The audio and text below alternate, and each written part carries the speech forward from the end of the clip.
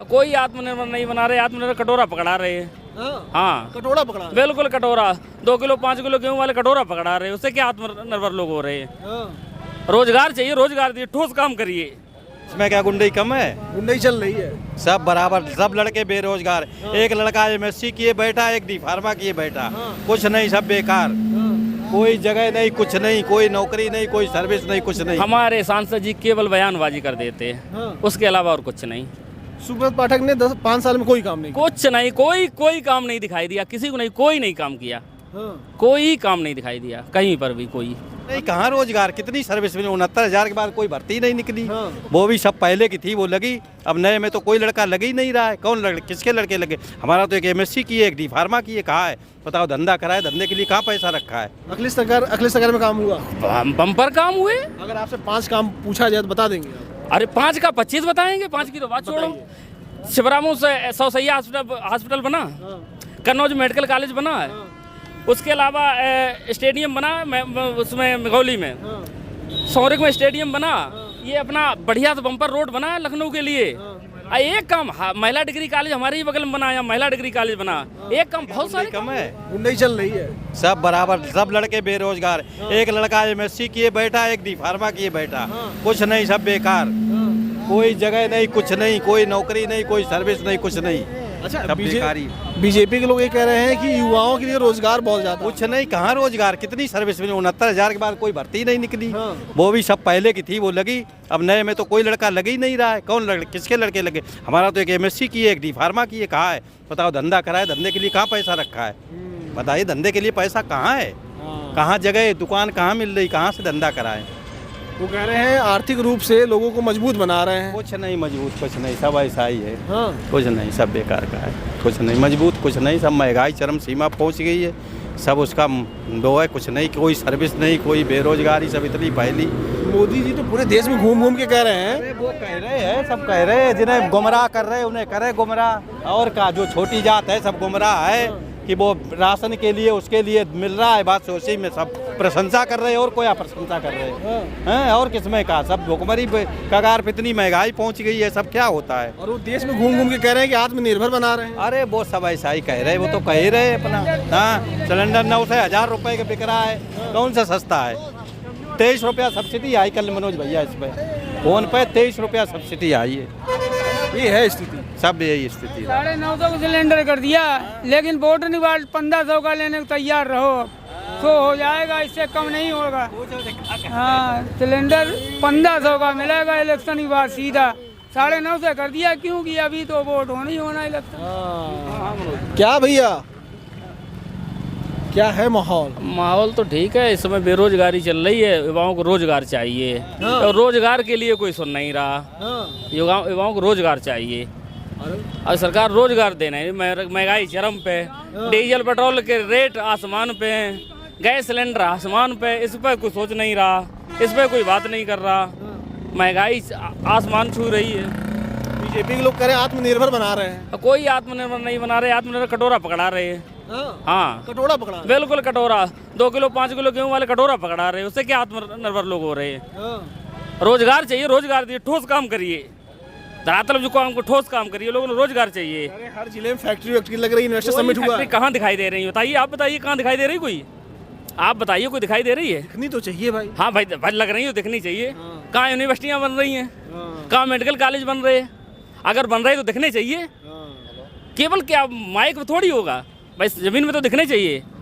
ये कोरी बयानबाजी, इससे क्या होता है? लोगों को रोजगार चाहिए। 2014 में जब बीजेपी आई थी तो कई सारे वादा मोदी जी ने किया था। काला धन आएगा, अच्छे दिन आएंगे, लोगों की आय दोगुनी होगी, किसानों की, आर्थिक रूप से देश मजबूत होगा, हर घर में लोगों को स्वास्थ्य सुविधाएं बढ़िया मिलेंगी। कन्नौज में सब हुआ कि नहीं हुआ? कन्नौज में जो भी कुछ हुआ वो अखिलेश के कार्यकाल में, अखिलेश सरकार में हुआ था उस समय। उसके बाद इस कन्नौज में तो कुछ दिखाई नहीं दे रहा, कुछ भी नहीं हुआ कन्नौज में, ऐसे मानिए। बहुत लोग खड़े पूछे कन्नौज में क्या दिखाई दे रहा? कोई नया काम नहीं कन्नौज में हुआ। सिंगल ये बिजली बार बार आ जा रही है, और वो समय 24 घंटे मिलती थी, उस समय 24 घंटे अब बिजली आ जा रही है। क्योंकि अभी मैं खड़ा हूँ। अच्छा, और 1 महीना नहीं होता, 1 महीने में यही 3 बार खड़ा होता बिल के लिए। 1 महीने में 3 बार खड़ा होता है। बिजली नहीं आ रही, उसके लिए कोई नहीं सुनता।